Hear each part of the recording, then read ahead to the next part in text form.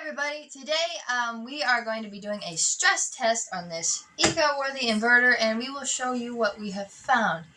It's not good, but stay tuned.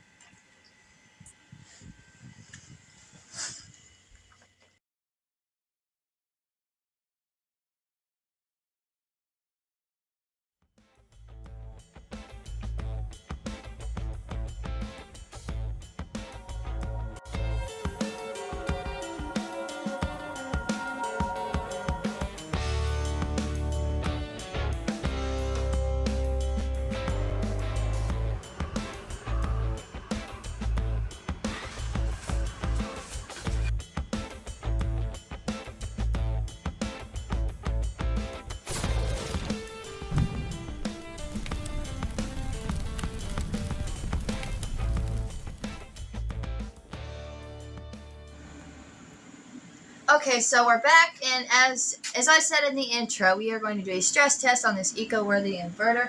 Now, we had a couple of videos where we found problems with them before, and they're in the channel, so subscribe. And we are going to be pointing out more problems that we find in this, because we do find a lot. We took it apart. It's a mess. We got everything put back together, and yeah, we're going to do that. All right, so guys, you see this? It literally took her and me both practically 4 hands to get this thing back together. Yeah, it's a weird one. It's weird construction on it, and you couldn't get the cables to stay in, even though it's got all this dead space. This is an amazing thing. It's got tons of dead space, but they just got crap looped everywhere in here, and including the power cables. Now it has not been a good journey, and for $300 and something to buy this, when for like $300 you get that. I mean, this is here. Let me spin it around. And by the way, there's 2. Look at this, 2 of the Sweet Power 3200s. It's not one that looks really weird. There's 2 new digital ones. They're pretty. They're very pretty, and they're commonly simple. They're not really complicated, and they do have one large fan. So it's a big 120 millimeter, and it is speed controlled. It don't just sit there and run crazy, all right? So we're going to go ahead and we're going to get this thing fired up. But here's what we ran across, and this was another disturbing point of eco-worthy. And it's just one after another thing that you just like, you ain't going to run out of things to be disappointed with this thing. The most I have ran with this was 2 of these little heaters like that. Okay, but today we've set out a hair dryer. We have set out another heater, and I've got a little 750 watt inverter that is an old 2002 Vector. And I'm gonna just give you a real quick little something on that. It's an upcoming video, so don't throw them away. You find the old ones, don't throw them away. Don't throw them away. Some of the newer ones, Chinese quality's gone straight downhill so bad that if they're not a company that's been around for a long time, stay away from them. Okay. Now, this came with this fuse, 300 amp, and you'd be like, well, it'll never blow. Well, no, it'll set fire to that, but it'll never blow. And it should have a 200, because 2000 watt, 200 amp. You can basically just do it by power of 10 to kind of figure out what you want for a fuse. 3,000 watt, 300 amp, right? Now, you could get away with probably a 225, not a 250, but that's it.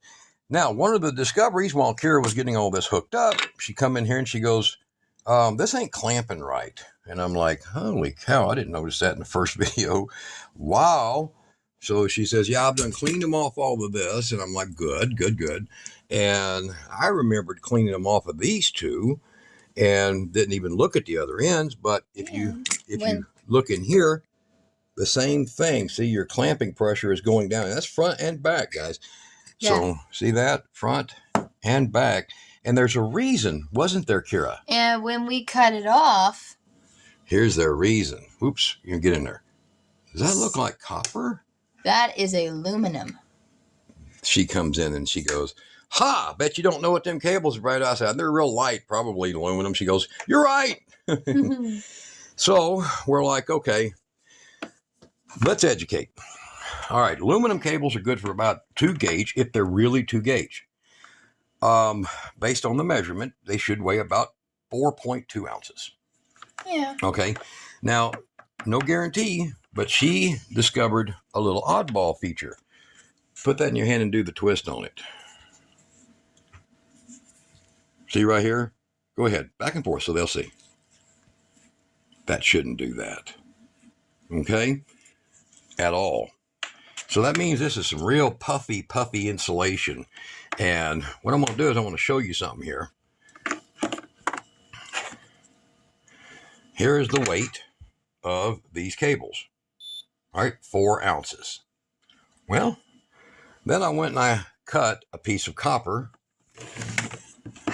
that's identical in length as this cable here. Okay? Everything the same. And I figured, okay. So let's see what copper weighs. And to make it fair, I don't have as big of terminals. I just got regular terminals. So let's just put the shrink tape and the terminals on too. Okay, 6.6 ounces. So 2.5 more ounces because that's real copper. That's copper clad. And that's not even really 2 gauge because it should have weighed about another 0.2 to 0.3 of an ounce more. The more you know. The more you know. And here's another dead giveaway. I told her to go out there and put a crimp on it. And you can see that it crimped flat and stayed flat. And then she did a crimp on this cable. And here, turn that thing off. It keeps beeping. She did a crimp on this cable. I don't know where the hell was it, Kara? I thought it was right there. Yeah. Right there. And it didn't do anything to it. And she used these with full closure to do it. So that's the difference. That means that's nowhere near 2 gauge. But just to run the test with the factory provided stuff, she's going to go ahead and get it off. So go ahead and get it powered up, get it charged up. Now, you guys, y'all seen in my previous videos, I use this because if you connect an inverter and you see a big spark, that's a quick attempt to energize. Here, get that over here.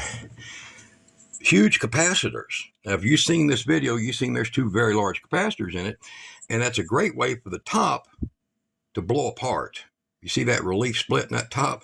That's a great way for them to blow apart. And there's a lot of people that'll hook up an inverter, and that inverter will make a smoky sound, a hissing sound. Yeah. And nasty smelling stuff will come out of it, and that's because their capacitors just weren't going to handle your battery. You might have a fully charged battery at 13.8 or something, and it's going to hit it hard. So you take this, and the filament in the bulb that's in here will slow the charge, and I'm going to let you watch that meter right there. Yep. Go ahead and get it done. You hook it right to here. Yeah, she's going to hook it to the positive, and you can hook it to positive or negative. It don't really matter. Just make sure you correspond it with the battery. So while she's doing that, here. You want to make sure the light completely dims out. Yeah, make sure the light, see that light up here? Make sure it completely dims out, and you'll watch the voltage slowly coming up.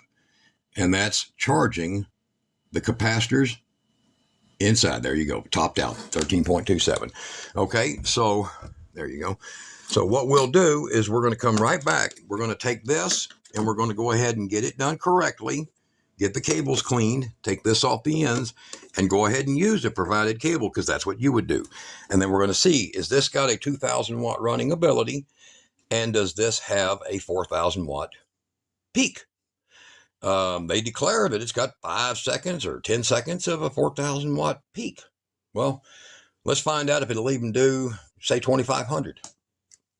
We have the cable that they provided, and we have one of the largest sets of batteries you can get your hands on. And you're going to get to see this thing. The volt goes. Look at this. This is their BMS. That wide, and it's twice the size of my hand. It is a monster BMS in this thing. Heater, all that stuff. So coming right back, we're going to have that thing powered up and ready to run. Right? Yep. All right, y'all stay tuned.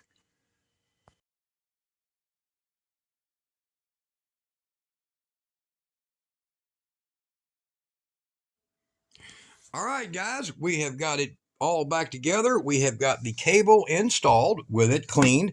I want you to look how much stuff came off. It's just ridiculous. There's a few of the black pieces, but how much stuff came off of that just on those two lugs right there, trying to get that back together with full contact, which is insane.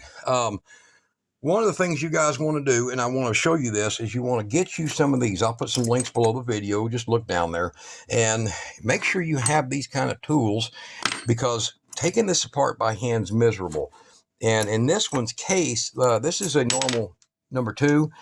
And if we wouldn't have had this much smaller one to be able to reach into here, it would have been all by hand with a small screwdriver, okay?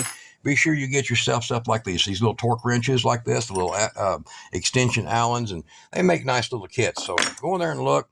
I'll put a link to a couple of these and just check out what they got. Get you some working tools. Never struggle to take these things apart or put them together again, right? Right. All right, so Kira, get it powered up and get your power strip and hair dryer plugged in. And I'm going to get all these meters on. I'll go ahead and get this one on here, and that's going to be showing us our power and our wattage. I'm going to get this one on here. It's going to show us our voltage and whether or not we're going to have voltage sag. Due to the fact that we have these cables, I will get this amp meter on, and it's going to show us that it's pulling just a tiny bit, that little 2 watt or 0.2 amp or something. The aluminum cable barely gives you a great reading until you're putting in some good amps. All right, now I'm going to get over here and I'm going to turn on the standard voltmeter, because it's going to show you the AC voltage, which is sitting at 115, and it's kind of weird. You're going to see this. Now this does respond and report a little slower at sampling rate than this does. This is full real time. This one here is just a little off. So I want you to look at this though. Look how this voltage is dancing around. 113.3, 113.7, just bouncing around 114, 114.6, 113.8. Not very stable. The control board in this is just a low quality control board. So it's not really great. All right. Now here, let me change places with you so I can get a better view on these. Okay. Now I am going to be showing you this one here. So go ahead and kick your hair dryer on low. All right. Oh, that's cute. All right. So she's going to use the hair dryer. All right. And I want to show you here the voltage responding to it. 112, 114, 113, 112. It's pretty ridiculous, honestly, that the voltage bounces around like that. Now, over here we have 13.7, and we are pulling 31 amps. So let's see if that corresponds pretty accurately. So you can see there's a little waste in that aluminum cable. So there's more amperage being pulled over here than this very accurate meter. All right. And 407 watts on that hair dryer right there. And 13.2 here and 13.6 here. So once again, that's the aluminum cables, and everybody knows those are very, very accurate. So it's extremely accurate, these two together. Now go ahead, Kira, and kick that thing on high. Ooh, high there. All right, so right now we're getting in 1,800 watts, and the fans have kicked on, and we have them running right now. So what I'm going to do is I'm going to reach over here and I'm going to go ahead and get this. This is another 200 watt load. So look at the voltage there, bouncing around. Okay, I'm going to put a 200 watt load on it. We're going to see what it'll do. All right, we're back over here where you look, it's pulling 155 amps and 2,000 watts. Oh. What the hell? What happened? It shut off. I was getting a good blow dry. My hair's so warm now. Well, hold on. Let's reboot it. Let me turn stuff off. Try it again. All right. Turn that thing off. Power's up. Okay, so it ain't blown up. That's a good sign. All right. Pulling its little 7 watts, which it just impresses me, honestly, guys. Look at that. 7 watts. That's good idle. I mean, for one that's twice its size almost, it only pulls about 9 or 10 watts. That's insane. Okay. But I guess it's because the screen don't work anymore. So the electronics it would run in, it's not pulling an extra 2 or 3 watts. All right. So we're going to do it again. All right. So hold on. Everything's cool. So we're just going to take a look right quick. The voltage is okay. All right. And voltage returned there. So we're good. 13.2, 13.2. Okay. And there it is, pulling this little, feedback loop there on the meter. All right. You ready? All right. Go it again. Low power. Let's try it first. Low power. Okay. So here we go with 31 amps DC. 31 amps pretty much DC. Pull 107 watts again. All right, doing good. 114. All right, so what I'm going to do is I'm going to turn the heater on, okay? This over here. I'm going to turn it on. And we're going to see what it'll do. Hold on. All right, the heater's on. And now it's pulling 43 amps instead of 31. So we're pulling 44 amps over here. So that's showing you more waste. There's more waste in that wire. Okay. All right. And then she's going to go ahead and she's going to kick it on high. Okay. Hold on. Hold on just a minute. I'm fumbling around with it. All right. Just a minute. All right. I want you to kick it on high. I want to see what happens. All right. There it goes. See, now it's running 2,000. It's doing okay. 157 amps, that's about the limit. 162 amps is about the limit that it can. Oh, it happened again. Okay.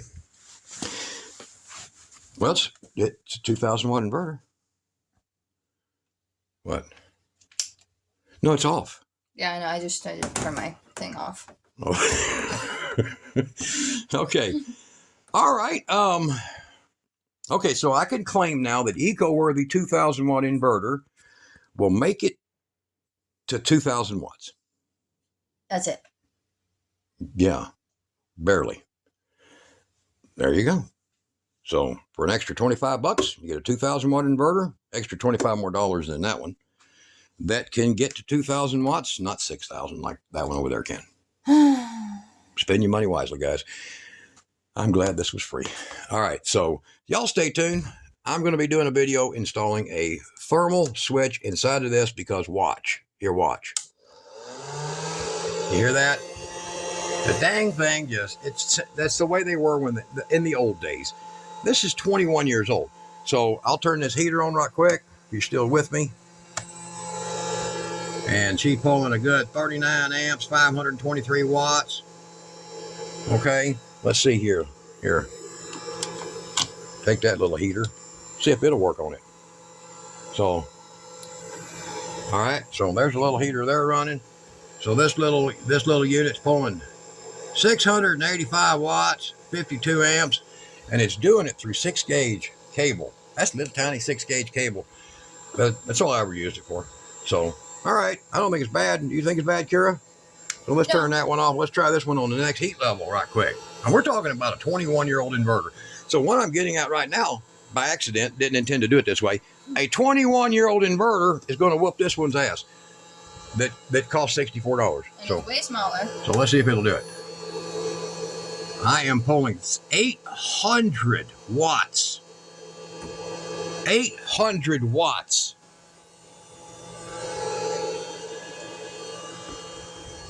Eco-worthy, you disgust the hell out of me. Look, still going. Still going. Wow. 6-gauge frickin' wire. At least it's copper, right? Yeah. All right. Well, y'all saw it. Stay tuned for the Volt Go, the repair job on that, a pair of Volt Goes together, and a lot more stuff. We are going to also be doing a review on our Huffsco bike. Huffsco and another one, a cargo one, right? Yep. Yep. All right. Y'all stay tuned, guys. Y'all be good.